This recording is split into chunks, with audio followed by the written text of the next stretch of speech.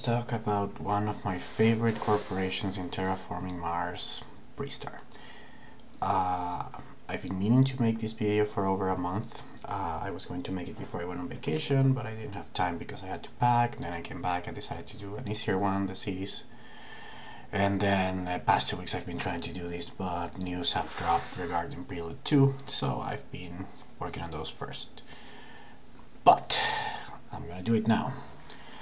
And what I want to discuss basically is how good the bonus is.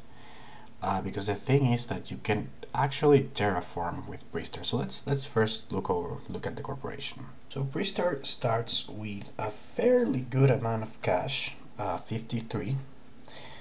Now the real downside of it is that it starts with -2 terraforming rating, which is it's hard. It's bad for your income and your victory points. But whenever you don't terraform in a turn, you get 6 mega credits and a victory point. Now, both of these things are amazing. 6 mega credits is too much. I think this corporation would be viable if the bonus was 4. And the point is great. I mean, Pristar can get you like 6 points maybe by the end of the game just with its bonus, not counting all the cash and all the good development that you can do because of it. But just plainly on its bonus, it'll easily get you 6 mega credits and a minimum of 3. I mean, unless you play it really wrongly. So 6 victory points is a lot. If you think of other corporations that give you direct victory points, like Arclight, Arclight could give you 6, but it's not gonna give you as much cash. Or something like Celestic would never get even close. I think those are the only ones that sort of have a more direct VP bonus. But yeah, Pristar is definitely the best one for those. Now, what I want to do is show you that you can actually like play stuff, like play terraforming strategy with Pristar. Now, the one thing you can do usually is do plant production. So you can do heat production, because what you want to do is hold your terraforming capacity for a few turns and then just do a dump all terraforming round every 4 or so rounds, and that's what we're gonna go over. But plants do not work. Plant production doesn't work because you get nuked. So that's the one thing I wouldn't recommend with Pristar. Go high on plant production, but you can totally go high on heat production and just store it and then dump it and make lots of money. You can grab asteroids cards as long as you play them all on the same round. Oceans too, and you can use for greeneries, you can use like Arctic algae. Arctic algae is pretty good because you sort of have control on when you get the plants. Now someone can place an ocean and nuke your 2 plants, but then you're not spending anything on that. Most likely you want to hoard all the ocean cards and then dump them on the same round that you're gonna just do the greeneries. The other thing you can do is bumpers, or things that terraform once per turn, obviously, because those would be terrible with Pristar. Not such a common strategy. Maybe oxygen bumpers are, but yeah. So you can mostly easily terraform heat and water, oceans. The oxygen's a bit tricky, so if you, I mean, you don't want to play an all-out fast strategy. Basically, you just want to keep up with a player who's terraforming fast. If you don't think you have enough of an engine to like make the game slow. If you have an engine to make the game slow and you see that your opponent is also slow, then just do that. But I just want to show you that you can actually like keep heat cards and keep asteroids, and let's just see how awesome this bonus is. So let's just look at what I have here. Basically, well, I have 1 column for each gen, and then terraforming capacity is going to be how much you can terraform per each round. So if you have 8 heat production, this would be 1. And we're going to see how that affects a corp that just does it immediately, which is this. And so that you'll get the income that they get and then the total MC. And then with Pristar, we're going to decide on this column how many terraforming steps we're going to take on each generation. And then it'll show us the income, the total MC, the Pristar bonus MC, and the total MC. Let me just show you how this works. My TR capacity, if I have something like 8 hit, my TR capacity is going to be 1 TR per turn, right? So if I do that, I get 1 income the next generation, 1 total MC from that. If I terraform with my 8 hit again, my income for the next generation is going to be 2, the total MC is going to be 3 because it's 1 plus 2, and so forth. Now with Pristars, you can take the TR steps and you basically get the same. This is as if you're playing normal, so you get same TR income and same total MC, and you're not getting anything from the Pristar bonus. But I can actually hold my terraforming steps, so just hold the heat, and I get nothing from NC, and then I get 6 each turn for my bonus. For a total of 12. Or I can combine and just terraform, skip the first round but terraform both steps in the second, and so I get 6 from the Pristar bonus in the first, 2 total income for the 2 terraforming rating, and I get 8 MC. Okay, so that's how the table works. Now let's run some scenarios just to show you how good this bonus is, how much more money you get from it. And what we're going to assume here is that whatever your terraforming capacity is, you just hold it. So if you could, let's say you have 8 heat, you just hold the heat, that's the easier scenario, but let's say you could play Asteroid, you know, the 14 MC card on round 1. You're just not going to use those 14 MC, and you can play that Asteroid later. So you're just going to hold all the money you would have used to terraforming. We're just going to assume that that's what you're doing. Which is not the case. Often you could play something like Acquired Company, and by the time you know you're gonna play Asteroid, Acquired Company would have generated some of that cash. But let's just assume you're hoarding the cash, hoarding the heat, and then you're just gonna dump all your terraforming cards and heat steps on the same round, right? And so let's run that first scenario where you can terraform once per turn. So I'm gonna go up to 6, and that's because you want to terraform at 6 or more. That's how you optimize the bonus. When you're at 6 or past 6 steps. And so as you can see, this one just gets 1 increase in the income per turn. By the 7th generation, this has given you a total of 21 MC. So if you have 8 hit production, that'll get you 21 MC after 7 generations, which means Solera never pays back for itself. But let's just, I mean, Solera gives you victory points too, but let's just do what Pristar would do. So like I said, first I want to terraform when I see a 6 here, basically. So my first step, no terraforming, I'm 5 ahead here, right? 6 to 1. Not terraforming, I'm 9 ahead, 12 to 3. My bad. No terraforming, now I'm 12 ahead. No terraforming, 14 ahead. No terraforming, 15 ahead. No terraforming again. Now I'm still 15 ahead, which means it's starting to break even here. So now I have 6 steps accumulated, right? So I could have terraformed here, my 6 steps, and would have been the same, right? Because I get 6 income from terraforming. So this is when you make a decision, basically, on if you might want it this round or next round. The round before you go past 6. Now in this one it's easy because you go through 6, but we'll see some other examples. However, on this next round, well, when this one gets 1 more, I will want to do, if I do a 0 here, I get 42. If I take my 7 steps, I get 43. Right? Pretty simple. So in this example, you see how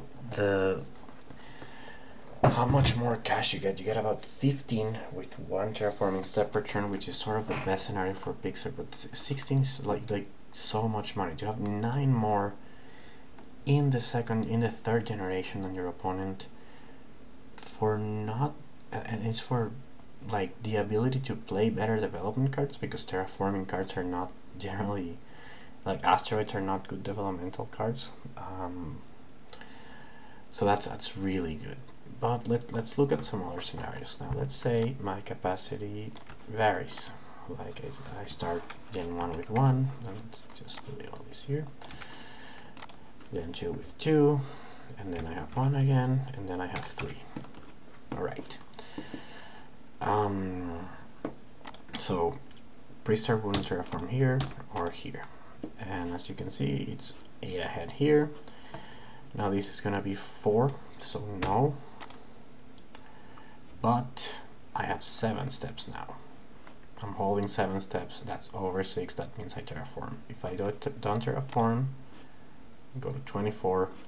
If I terraform, I go to 25, right? So again, if you're on 6, you can hold. Basically 6, you get to decide where to do it this round or next round. If you're over 6, you just do it now.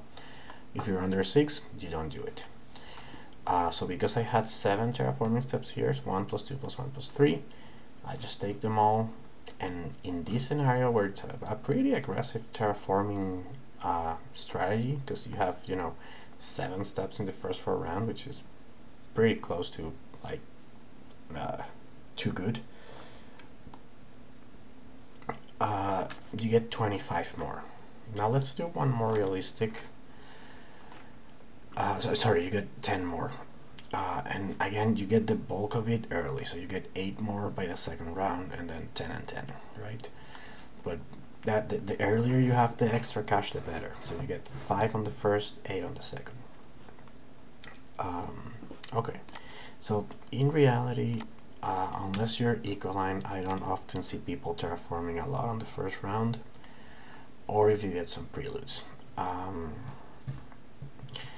So let's say you get a good prelude on round 1, that gives you 2 steps, but then round 2 and 3 you get 0, and then you get 1, then you get 2, 2, and then let's just say 3 and 3. Okay, or 3 and let's even say 6. Let's see, you went nuts on this round. So okay, what does Pristar do? They don't have the prelude, so they don't terraform. And here you don't have any you don't have any terraforming steps, so you're already 12 ahead. Now, because this is a prelude, I'm gonna say you don't have the capacity to terraform that. So you're at 1 terraforming capacity, let's say. So you do 0, and you do 0, and you do 0. Here you're at 5 terraforming capacity, so now you have 8. So you can do the 8 steps, and now you can just do the 6 steps because it's the end. And there you go. So see, you're gonna be ahead by 4 in the first round, by 8 in the second round, by 12 in the third round, 15, 16, and then back to 15. Yeah, so in this case it's a little weird because of the 2 prelude steps, but this is still the optimal round to terraform. We can do the test. So let's say I instead do 5 and then the 3.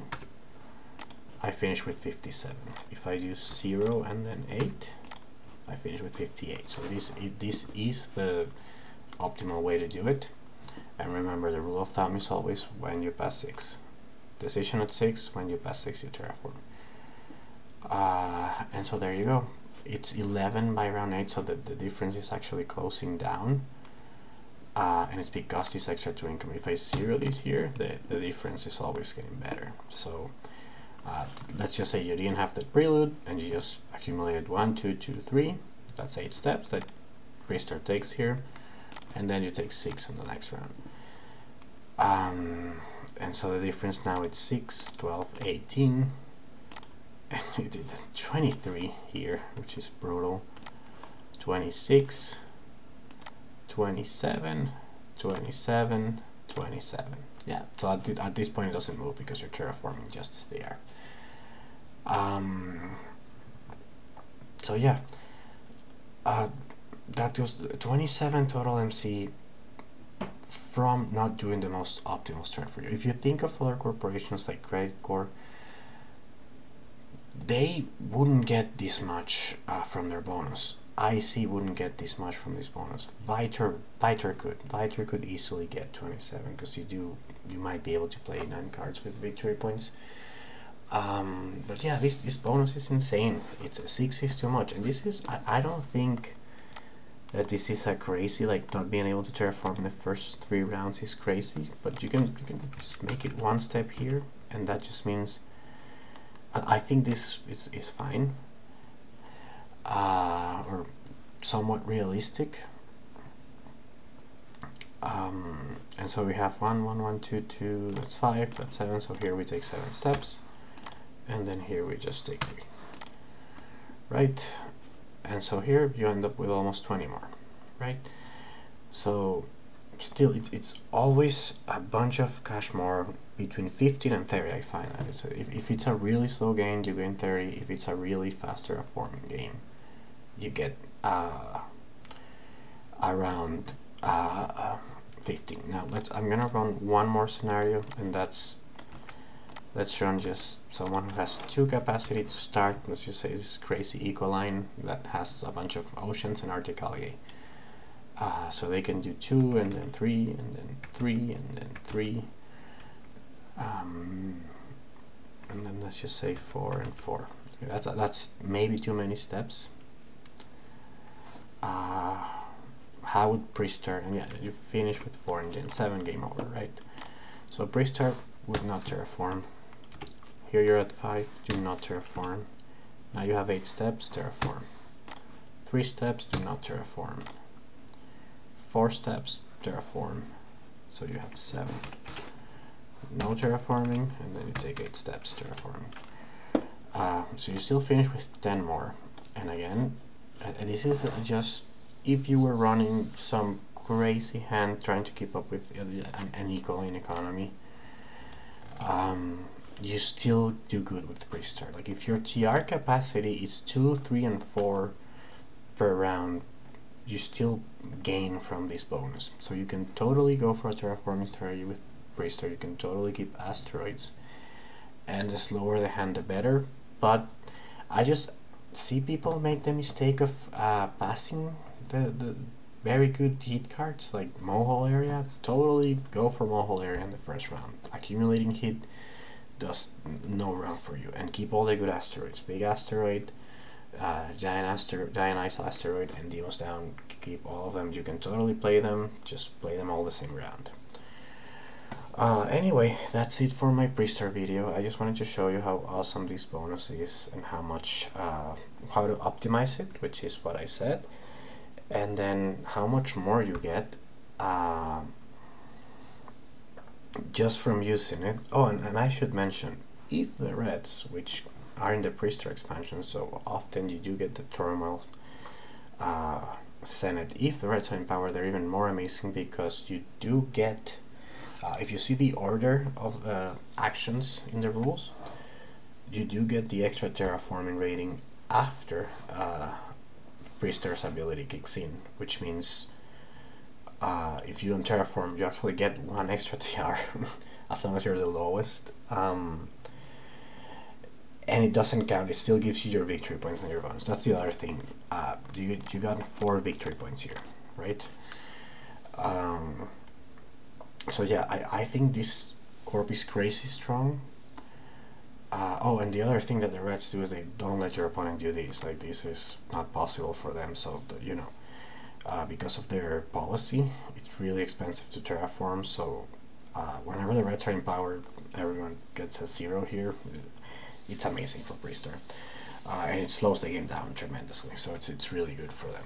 But as you can see, you don't have to play a slow game with Pristar. Like here, yeah, 10 is not super crazy good, but this is just a scenario where you just are Pristar and went for a crazy terraforming strategy, which you probably didn't have to, but even so.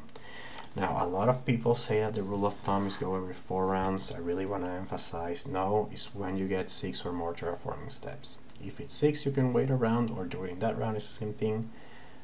Look at the tracks. If it's more than 6, you terraform. That's how you optimize it. Of course, you might have to still hold. Maybe you have 7 and you can hold. You lose 1 MC and you can steal some of the track bonuses, or something like that. Or maybe you want to game to go a little longer and you're actually going to lose some terraforming steps. But still, yeah, that's how you optimize it. Don't do it every 4 rounds. I can run an example here. If I do it every 4 rounds, now I have, so let's remember this number. I had 8 here, I finished with 93, right? So let's say I go 0 here, and so I have 11 here, and now I have a 0, and now I have 12, right? So 4, 4, 4. So I finish with 86. I barely gain anything from the bonus by doing it every 3 or 4 rounds. I can also just do it every 3, but I think you get the point. Yeah, anyway, that's the video. I hope this helps you play with Pristar. I'm gonna make this is a public spreadsheet, and everyone can modify these columns here. I did lock the rest so that you don't mess up my spreadsheet, and so people can play with it and see how good this bonus is. And well, I want to do more math videos on Terraforming Mars, so let me know if you like this one, or just watch it, and YouTube will tell me that people liked it. And yeah, like, share, subscribe, all the stuff. Bye.